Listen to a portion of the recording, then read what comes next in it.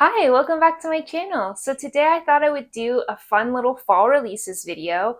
We have fall around the corner. For me, it's still going to be some time before it cools down where I live, but I can pretend and get into the fall vibe, and I'm going to be sharing books that are being released September through November.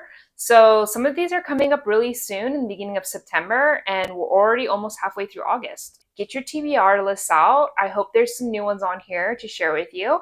And they're mostly going to be fiction. It's going to be from all over. I didn't really focus on one genre, although you will see that the big theme through a lot of these is kind of like eerie, spooky vibes, which I think is what publishers kind of do. I think they save a lot of their like thriller or spooky, eerie titles for the latter half of the year.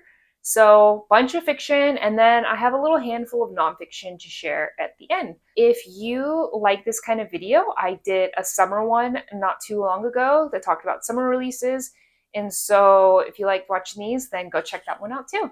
Now, for each title, I am just going to give like a sentence or a brief synopsis from what I gathered. Going through this, I realized all synopsises nowadays are like movie trailers. Like you see or hear every part of the plot in a movie trailer, and it's the same with these synopsises. Like when I read them, it literally tells me what happens throughout the book, and there's like no surprises. And also too, when I was reading them, it was taking me like a minute or two to reach each title, and we have too many titles to be doing that for. We don't need this to be a 2-hour video.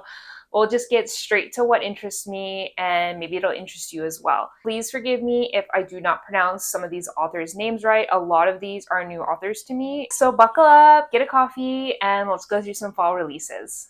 So the first title we have is Blue Sisters by Coco Mellors. She also wrote the book Frankenstein and Cleopatra, or is it Cleopatra and Frankenstein? One of those two. I'm actually reading that book right now, and I'm enjoying it. I'm just kind of wondering like where it's going. So I'm almost halfway through, but I am excited for Blue Sisters.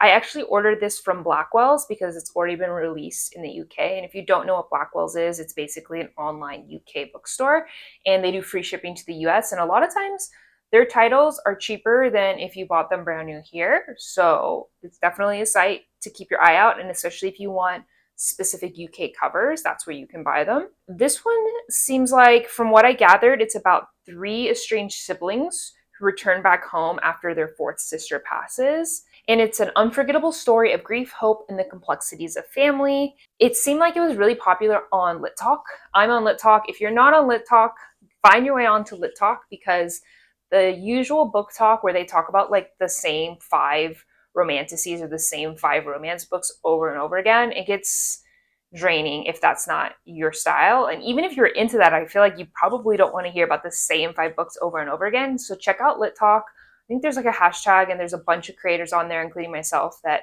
are trying to talk or are talking more about literary fiction.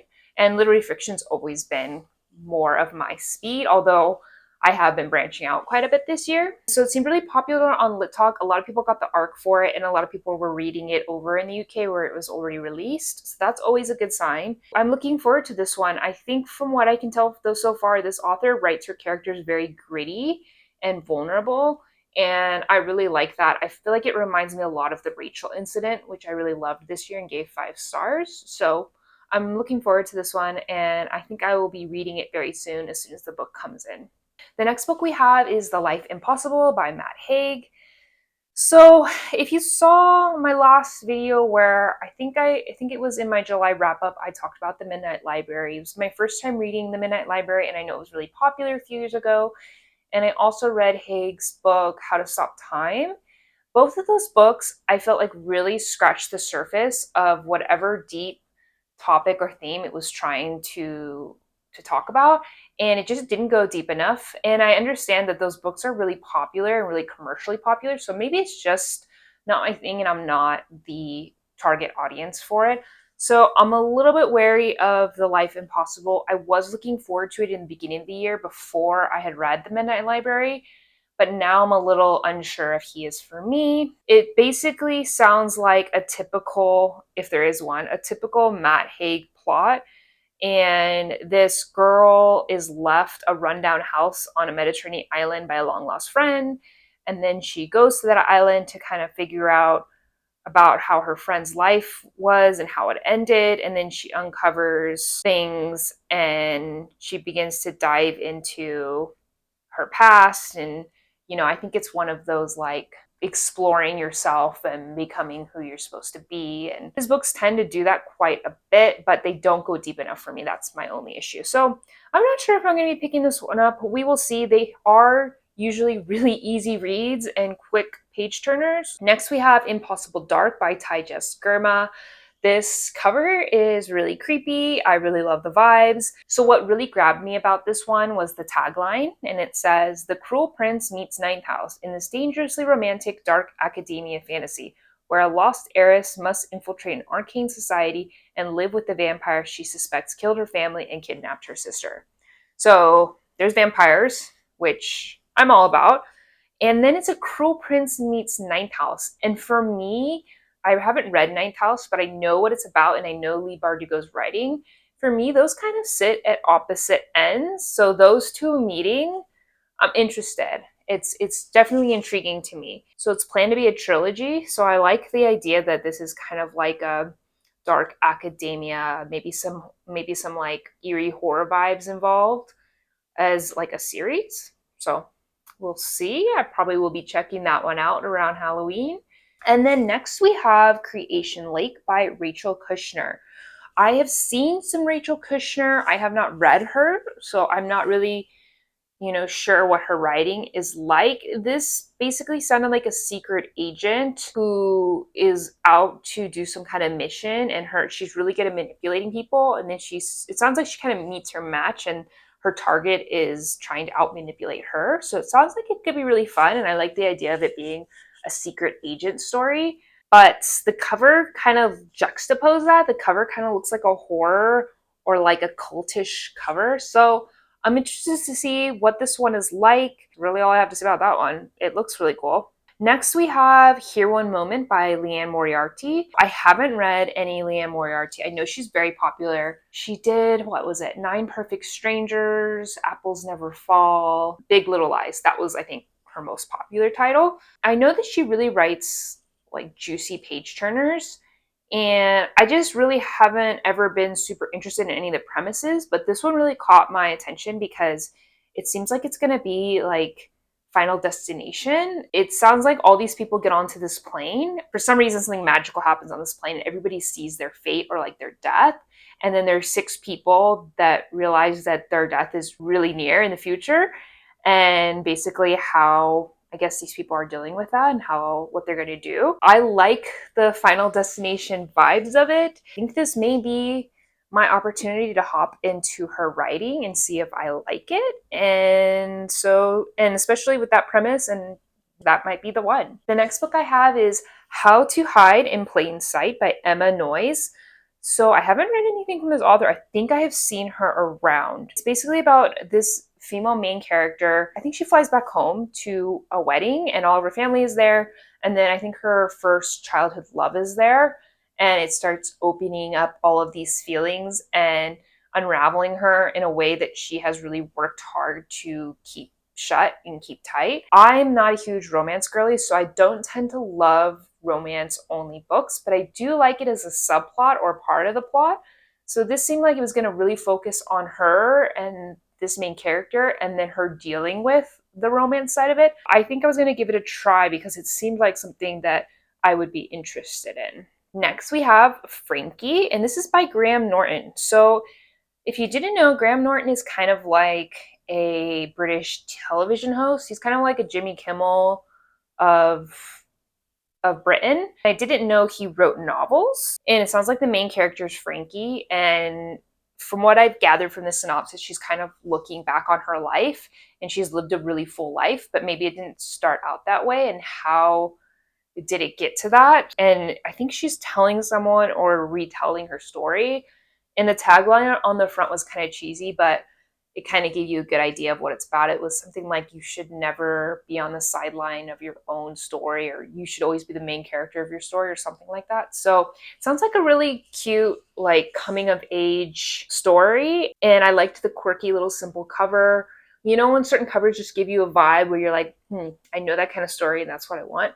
That's what this one did for me. Next, we have An Academy for Liars by Alexis Henderson.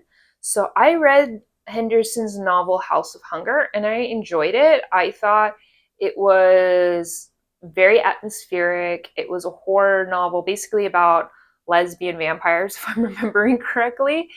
And it was gritty and dark and something really unique that I hadn't really read before.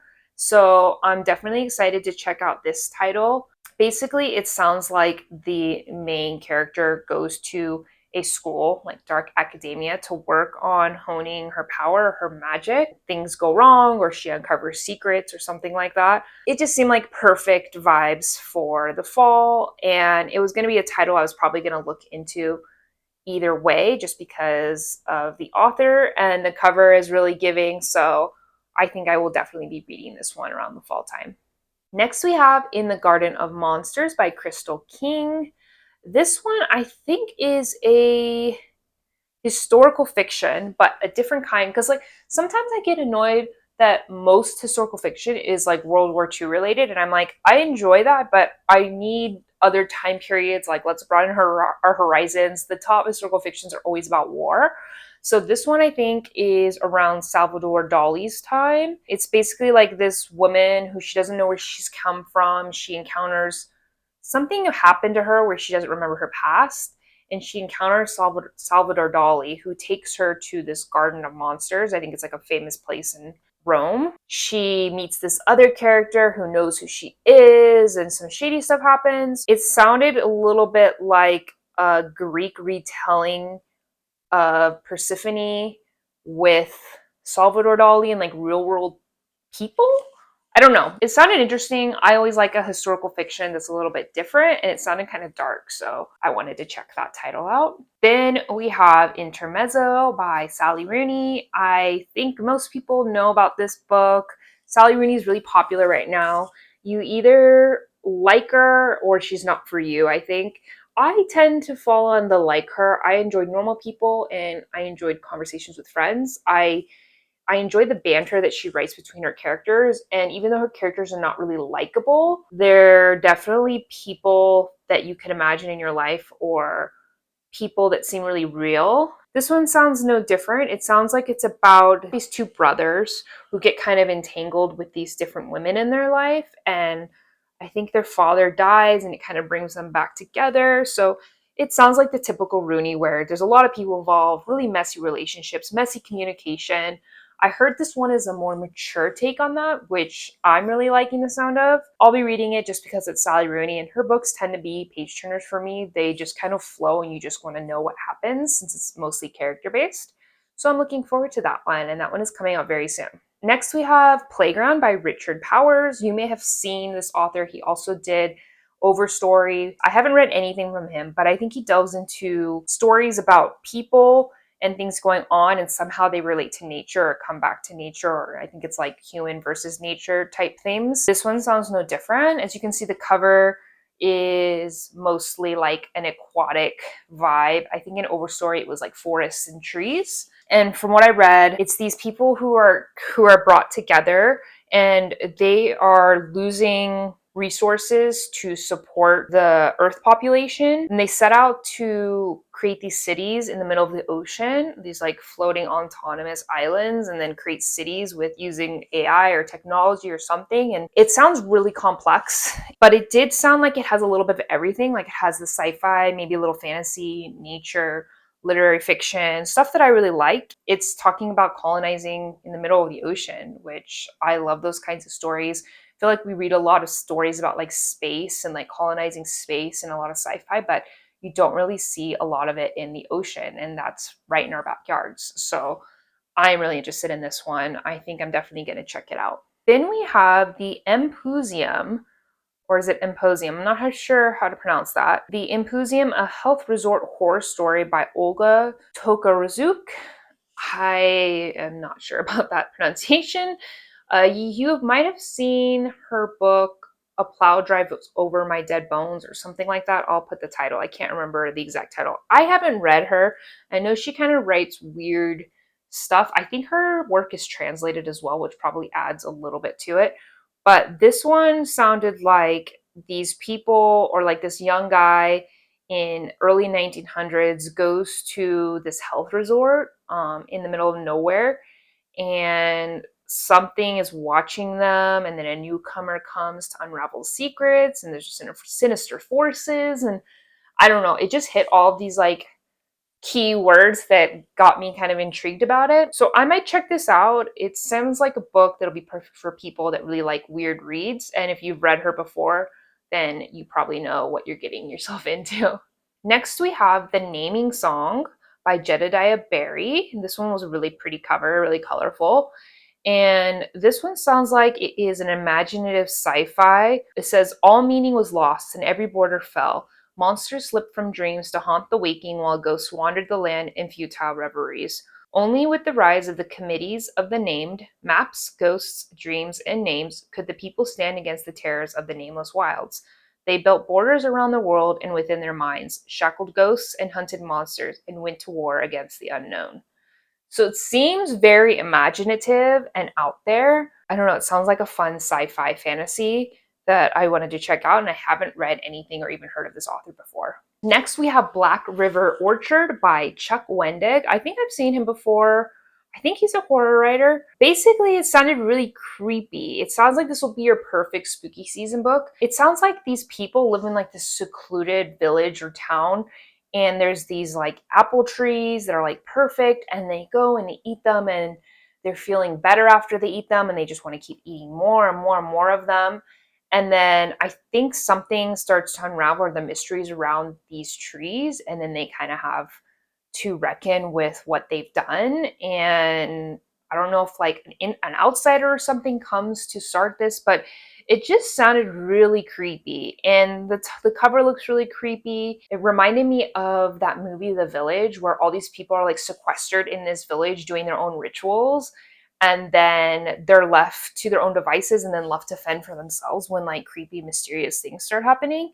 And that's exactly what this gave me the feeling of. So I definitely want to check it out and when it comes out and see if I'm into it. The next book we have is The Mighty Red by Louise Erdrich. I have her book Love Medicine, which I think was really popular when it came out in the I think it came out in the 80s or the 90s. I haven't gotten to it yet, but I am excited to get to that. I think she does literary fiction that connects her characters to like spirituality and nature.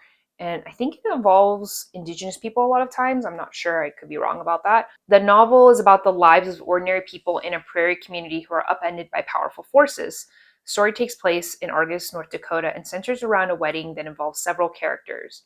It explores themes of love, natural forces, spiritual yearnings, and the impact of uncontrollable circumstances on people's lives. I just love when authors kind of explore like the spiritual connection people have with the world or the people around them, and the dynamics involved, and how you deal with circumstances that are kind of given to you, and you have to kind of figure out like what would you do in that. It makes you think about like what you would do in that situation. So it sounds kind of like that kind of book, and it definitely interests me. So I think I'm gonna check it out. The next book I have here is A Song to Drown Rivers by Liang. And from what I gathered, it was a really long synopsis, but it is a retelling of the legend of Zishi. I might be pronouncing that wrong. I'm not familiar with that. I don't know if it is like Chinese folklore or what culture that falls under. It's basically about this girl who uses her beauty as a weapon, and she's learning how to use this beauty to, like, I don't know if it's to save her world or save her family. And it sounds like it has a little bit of romanticy in it as well, which can be hit or miss for me, but I liked the idea of her weapon was her beauty and is used as her power, instead of, a lot of times I feel like in fantasy, these characters, there's some kind of magic system or some kind of like fantasy, fantasy magic system that these different characters are like the one, or have to learn how to hone their unearthly abilities. And for this to be as simple as learning how to hone your beauty and maybe using that to your advantage and manipulate situations, it kind of sounded interesting to me. Now, there could be more involved in this, but that's kind of what I gathered from the synopsis. So definitely sounds interesting. And the cover is really pretty. Sounds like something that would be kind of up a lot of people's alleys. Next, we have Shred Sisters by Betsy Lerner. I saw a few people getting this arc and really raving about it. So that's kind of what grabbed me. I think it is about two sisters, and I think they are very different from each other. Spanning 2 decades, Shred Sisters is an intimate and bittersweet story exploring the fierce complexities of sisterhood, mental health, loss, and love. No one will love you or hurt you more than a sister.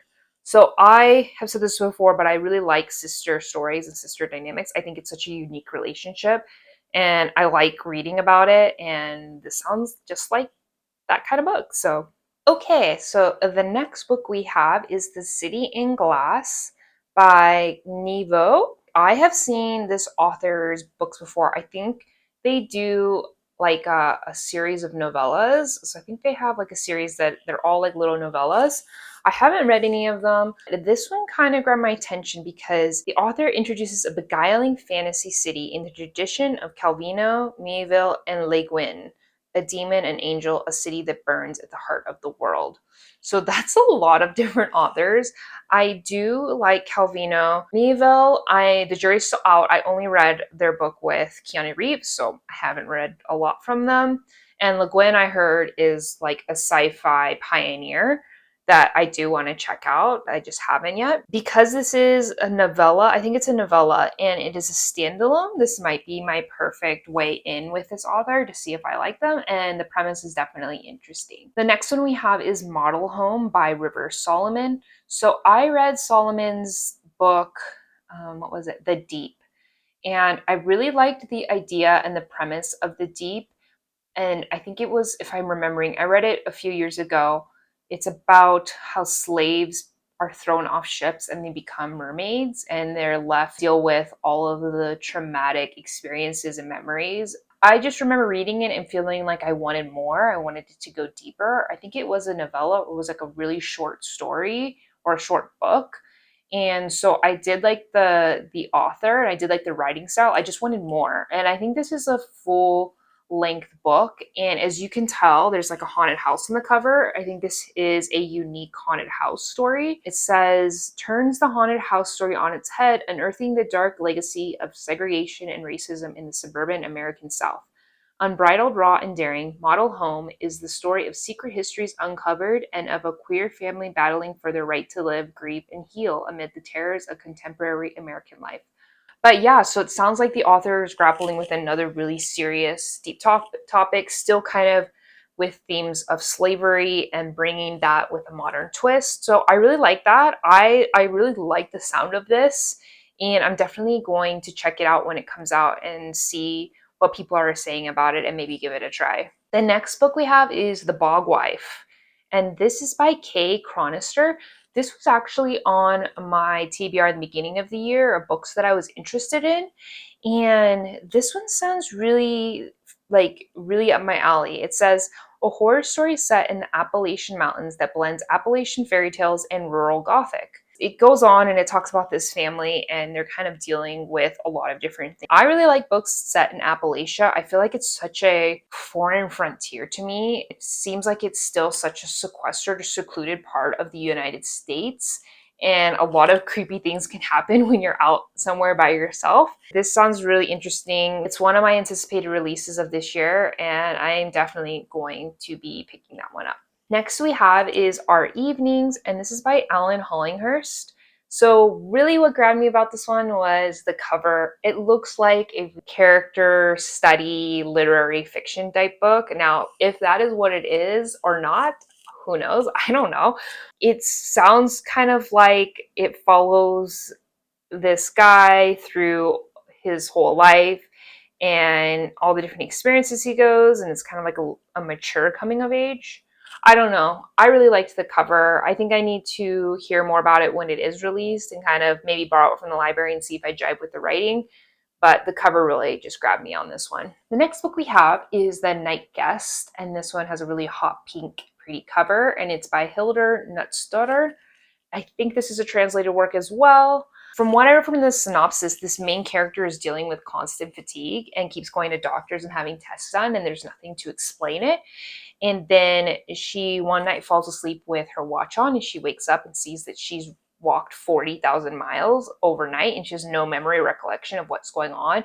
And then I think she starts waking up more and more as this keeps happening, has more and more injuries, and different things are going on, and people don't believe her. So it might be kind of a unreliable narrator type book. I'm not sure, but it sounds really eerie, and that's exactly what I want to pick up. And I think it is a novella, so it seems like it would be a quick read to kind of itch that itch, if you know what I mean. The next book we have is The Black Hunger, and this one is by Nicholas Polan.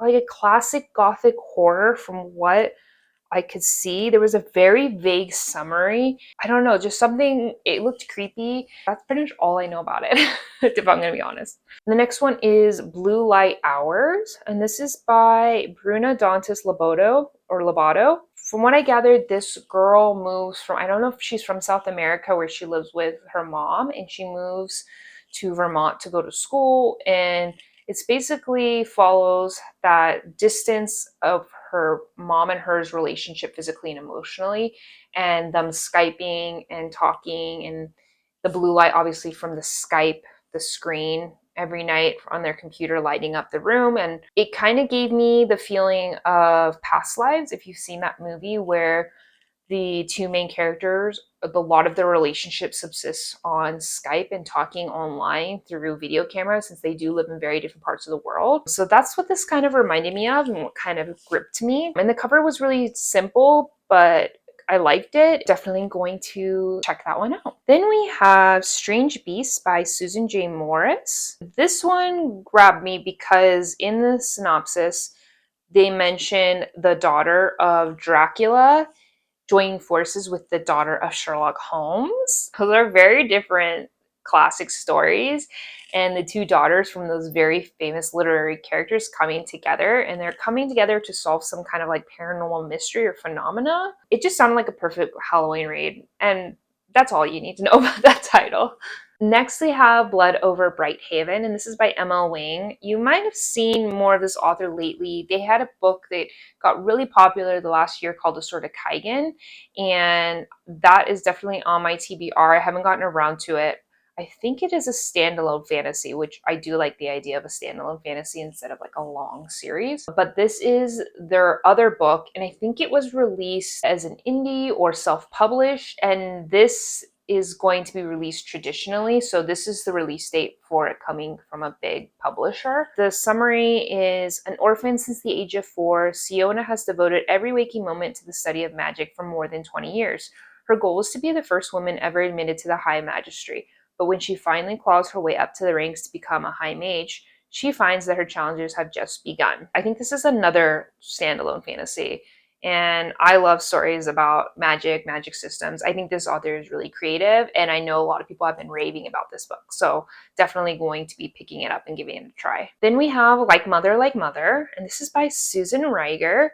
It says it is an enthralling novel about 3 generations of strong-willed women unknowingly shaped by the secrets buried in their long family's past. The summary continues. I think the first mother of this generation is in an asylum, and then it follows maybe her daughter and then her granddaughter. It just seems like it spans from the 1960s to present time, talking about the stories we inherit and generational trauma. It just sounded kind of creepy in the way that like unsolved or weird family histories are. So that's why I picked that one up. It sounded interesting. Then we have The Blue Hour, and this is by Paula Hawkins. So Paula Hawkins wrote Girl on a Train. I think that's the only book I've read from this author. I think more of her recent releases haven't really interested me, but this one kind of sounded interesting. I think it's, you know, your typical thriller, isolated Scottish island, famous artist whose notoriously unfaithful husband disappeared after visiting her 20 years ago. Present day discovery connects 3 people, unveils a web of secrets and lies. A pretty popular summary for a lot of thrillers, but I think in the fall time, I am open to those kinds of thrillers. I liked the way that Girl on the Train was written as a page turner. I think that's kind of how this author writes. So I may pick this one up and give it a try. Next book we have is The Swarm, and this one is by Andy Marino. Just from the title, you know it's going to be creepy bugs. When millions of insects appear unexpectedly off the rhythm of their 17-year cycle, Detective Vicki Patterson is investigating a bizarre killing in her sleepy hometown.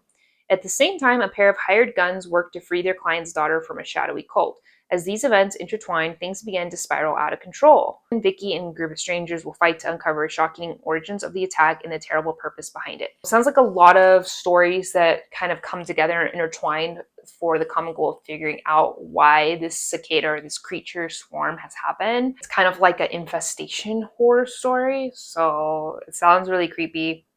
I'm into it. The next book we have is The City and Its Uncertain Walls by Haruki Murakami.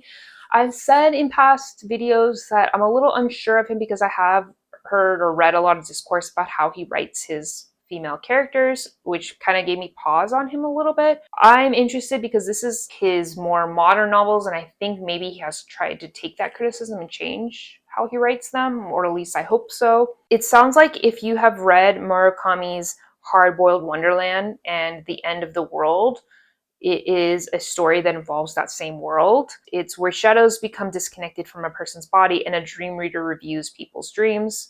A love story, a quest, an ode to books and to the libraries that house them, and a parable for these strange post-pandemic times. It sounds really interesting. Dreams, and obviously post-pandemic, it's probably going to resonate pretty well. I may see what people are saying when that book comes out and then decide if I'm going to try it or not. Next, we have Daughters of Bronze, a novel of Troy. This is by A.D. Ryan. I liked the cover of this. I think this is another kind of Greek retelling. I think it follows Homer and the women of Troy. To be honest, I like Greek mythology, but I haven't fallen in love with many of the Greek retellings that I have read. I know there's Circe and Song of Achilles are two really popular ones, and I know people love those. And for me, they were fine, but I wasn't in love with them or didn't connect with them like most people did. It makes me a little hesitant because I haven't loved a lot of Greek retelling. So maybe this will be it for me. I just gotta keep trying until I find something I like, I guess. Okay, so those are the fiction picks. Now I have a handful of nonfiction. I love nonfiction. I know not everybody does, so that's why I kind of threw it on at the end. The first book I have is Nexus, A Brief History of Information Networks from the Stone Age to AI. And this is by Yuval Noah Harari. Now, he wrote the really popular book Sapiens, and I really enjoyed Sapiens. I felt like he took such a broad time of history and really made it really simple and easy to follow and kind of gave me that history without me having to go too deep. And I think that's what most people are looking for. Unless you're really looking for a really detailed history, you're going to go to other titles for those different time periods. But this was a great overview. And so this sounds like it's going to be the same thing, and it's involving AI and technology and how that has kind of evolved. I really like the sound of it, and I love the mix of how he writes to kind of teach you things, and I find it really interesting. I think he kind of livens up a lot of history that may seem boring to most people. Next book we have is Hampton Heights, One Harrowing Night in the Most Haunted Neighborhood in Milwaukee, Wisconsin. So this is by Dan Coyce. This cover is just everything. It is so Halloween. It kind of gives me Stranger Things vibes when I read the synopsis. It says, set on one night in 1987 when six paperboys must confront a slew of monsters as well as their own personal demons in a haunted Midwestern neighborhood. So totally Strange Vibes feeling. The cover, everything, definitely one I want to check out, especially since it's a nonfiction. Next we have is The Message by Ta-Nehisi Coates. I think that's how you pronounce their name. I have this author's book, Between the World and Me. I think that's what it's called. I have not read it, but I will be reading it because it's pretty short. It seems like it'll be a really quick read, and I know it's an important read. And this one sounds like he is taking like three stories and intertwining them to kind of give a deeper, heavier commentary about culture and society as a whole. It sounds like it's kind of like a mini masterpiece of how he does this, and I'm interested in it and definitely want to check it out. The next one is From Here to the Great Unknown, a memoir. You know I love a memoir. And this is by Lisa Marie Presley and Riley Keough. If you don't know, Lisa Marie Presley was married to Elvis Presley, and their daughter that they had together was Riley, and Riley is also an actress. So in 2022, Lisa Marie Presley passed away in the middle of writing this memoir. And so her daughter Riley took it over and listened to all the tapes that Lisa Marie recorded in the efforts of writing this book. This is kind of a memoir from both Lisa Marie and her daughter's perspective of their life with Elvis. And I really love intimate memoirs like this where you kind of see behind the scenes. This is such a huge, famous person in history and music that I definitely want to read this one. I'm sure it's going to be very popular when it comes out, and I'm sure there'll be some revelations or things kind of told throughout. Another kind of celebrity related one, We All Shine On, John, Yoko, and Me by Elliot Mintz. And Elliot Mintz apparently was a very close friend of John Lennon and Yoko's the 10 years post-Beatles and before John Lennon was killed. And this basically, I think, gives an intimate insight to who John Lennon was and Yoko at that time and their relationship. And I really love the Beatles. I know quite a bit about Paul and George post Beatles. I don't really know a ton about John post Beatles, so I'm definitely going to be checking this out because coming from one of their best friends' perspective, I think it'll really give us more depth to who John Lennon was than his persona that he put out there in the world. And that is my nonfiction. So I had quite a few books on here. I hope there was some that you haven't heard of and that sound exciting to you that you can add to your TBR. I definitely not going to be able to read all of these, but I'm hoping I can pick out a handful because these are definitely in the spirit of what I want to be reading during that time.